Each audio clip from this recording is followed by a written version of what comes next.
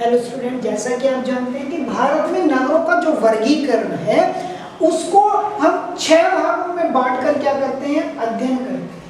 ठीक, तो बेटा उसको जनसंख्या के आधार पर 6 भागों में बांट लेते हैं। हम आपको बता रहे थे कि जो छठी श्रेणी का सबसे निचले क्रम का जो आपका नगर है, तो उसको हम नगर की श्रेणी में रखते हैं और वहां 5000 से कम जनसंख्या पाई जाती है।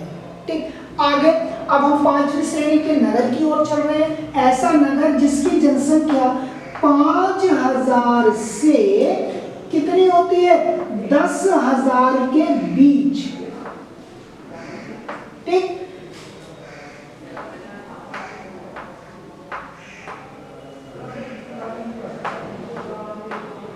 याद रखें कि 5000 से 9,999 तक जो जनसंख्या पाई जाएगी, तो वो आपकी 5वीं श्रेणी का नगर भारत में देखने के लिए मिलेगा। यदि आपसे पूछा जाए कि भारत में जनगणना के आधार पर, जनसंख्या के आधार पर जो 5वीं श्रेणी का नगर है उसमें जनसंख्या कितनी पाई जाएगी, तो बेटा आपको याद रखना है।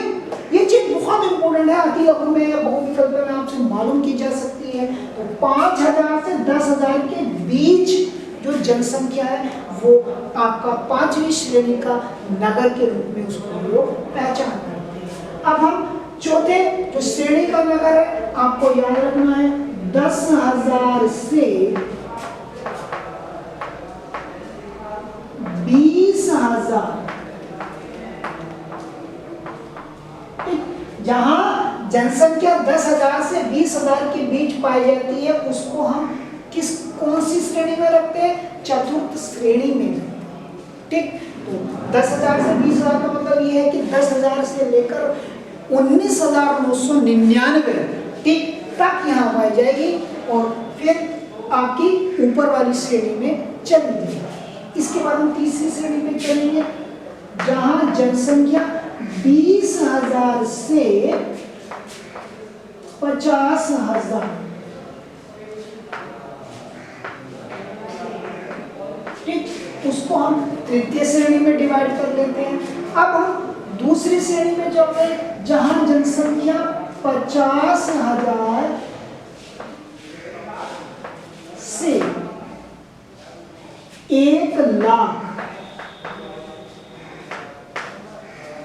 ठीक पाई जाती है, उसको हम लोग द्वितीय श्रेणी का, और जहां जनसंख्या 1,00,000 से अधिक पाई जाती है उसको हम प्रथम श्रेणी का क्या कहते हैं, नगर कहते हैं। तो बेटा आपको ध्यान से समझना है कि प्रथम श्रेणी का जो नगर है वहां जनसंख्या 1,00,000 से अधिक। ठीक, आपसे पूछा जा सकता है कि प्रथम श्रेणी नगर के विषय में आप बताइए, तो ऐसा नगर या भारत में ऐसे नगर जिसकी जनसंख्या 1,00,000 से अधिक पाई जाती है उसको हम क्या कहते हैं, उसको हम प्रथम श्रेणी का नगर कहते हैं। और द्वितीय श्रेणी का नगर वो होता है जहां 50,000 से 99,999 जनसंख्या पाई जाती है। ठीक, तो वो आपका द्वितीय श्रेणी का कहलाएगा। और अगर आप तृतीय श्रेणी में जाओगे तो 20,000 से 49,999 जहां जनसंख्या होगी उसको हम द्वितीय श्रेणी के अंतर्गत शामिल कर लेते हैं, तृतीय श्रेणी के। और जब आप चतुर्थ श्रेणी में जाओगे तो वहां आपको 10,000 से 19,999 जनसंख्या का स्तर पाया जाएगा। ऐसे ही हम अगर 5वीं श्रेणी के नगर में जाएंगे तो वहां 5,000 से 9,999 तक क्या पाई जाएगी, जनसंख्या पाई जाएगी। और जहां पे 5,000 से कम जनसंख्या होगी उसको हम 6वीं श्रेणी के अंतर्गत शामिल करेंगे। तो बेटा आपको ये सब समझ में आ गया, मुझे आशा है। ठीक है, एक बार उसको देख लेते हैं। भारत में नगरों का जो वर्गीकरण है उसको हम क्या कर लेते हैं, 6 भागों में बांट लेते हैं जनसंख्या के आधार। प्रथम श्रेणी के नगर, द्वितीय श्रेणी के नगर, तृतीय श्रेणी के नगर, चतुर्थ श्रेणी के, पंचम श्रेणी के और 6वीं श्रेणी के नगर। तो प्रथम श्रेणी के अंतर्गत 1,00,000 से ऊपर की जनसंख्या होती है और द्वितीय श्रेणी के अंतर्गत 50,000 से 1,00,000 के बीच होती है, तृतीय श्रेणी के अंतर्गत 20,000 से 50,000 के बीच, और चतुर्थ श्रेणी के अंतर्गत 10,000 से 20,000 की, और पंचम श्रेणी के अंतर्गत 5,000 से 10,000 के बीच। और उसके बाद जो आपका अंतिम श्रेणी का नगर है वो 5,000 से कम जनसंख्या वाला पाया जाता है। अब आगे आपको याद रखना है कि 1 लाख से अधिक नगरीय जनसंख्या वाले केंद्र को नगर या प्रथम वर्ग कहा जाता है। अब ऐसे नगर जिनकी जनसंख्या 1 लाख से अधिक होती है उनको हम नगर कहते हैं। अब इसमें भी डिवाइडेशन किया जाए, इसमें भी कुछ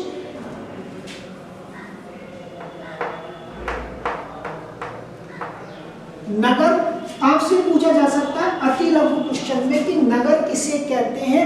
ऐसा स्थान जिसकी जनसंख्या 1 लाख से अधिक होगी। 1 लाख से अधिक जनसंख्या वाला स्थान क्या कहलाता है? नगर कहते हैं। ठीक, अब ऐसे ही अब बन जाता है आपका महानगर। ठीक, तो महानगर का मतलब ये होगा कि जब जनसंख्या बढ़ती बढ़ती किसी स्थान की, किसी नगर की जनसंख्या बढ़ती बढ़ती कहाँ पहुंच जाती है? 10 लाख से अधिक हो जाती है। 10 लाख से अधिक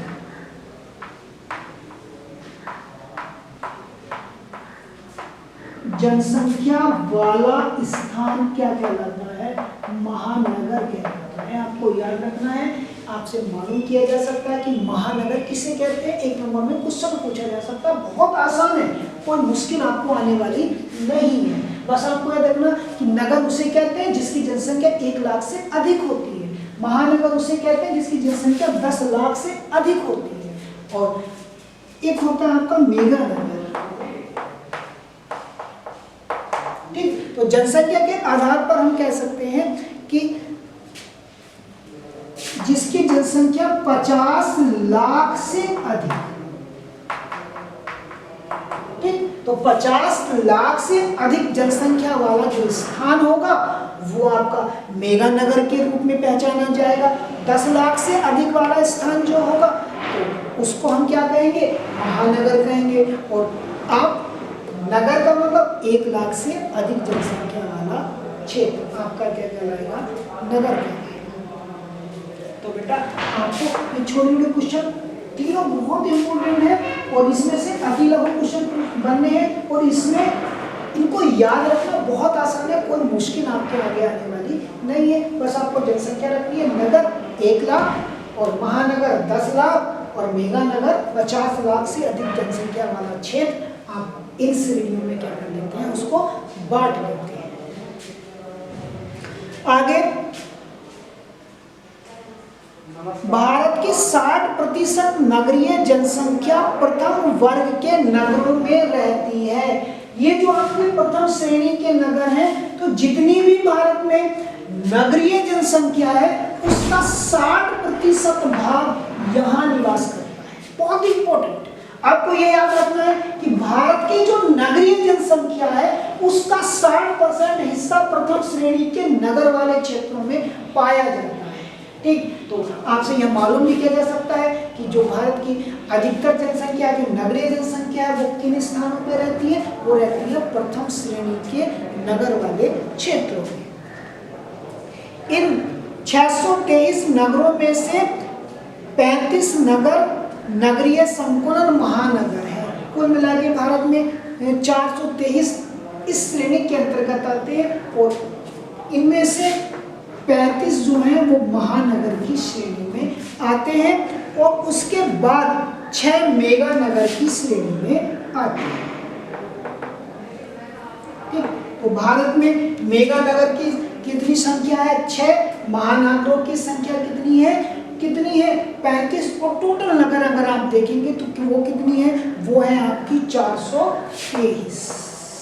ठीक, टोटल नगरीय कि अगर संख्या हम देखेंगे तो 423 है।